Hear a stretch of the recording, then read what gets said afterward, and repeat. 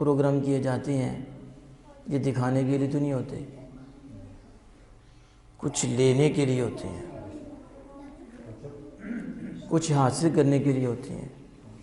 حقیقت میں اللہ کی رضا کا حصول ہے، اللہ راضی ہو جائے، اللہ کے محبوب راضی ہو جائے۔ جیسے علامہ صاحب کہہ رہے تھے مقصد تو ہمارا رب ہے، حقیقی مقصد رب ہے، رب کے سوا ہمارا کوئی مقصد نہیں ہے۔ باقی جتنے بھی مقاصد ہیں وہ مجازی ہیں، حتیٰ کہ رسول اللہ کی ذات پاک بھی مجازی مقصد ہے، اور وہ اللہ تک پہنچانے کا سب سے بڑا ذریعہ ہے، لیکن حقیقی مقصود تو اللہ ہی ہے، اور آئے بھی اللہ کے لیے۔ تو اس لیے یہ پروگرام کیے جاتے ہیں کہ بندوں کا جو رب سے تعلق کمزور ہو گیا ہے وہ مضبوط کیا جائے، اور بھولے ہوئوں کو راست پہ لایا جائے۔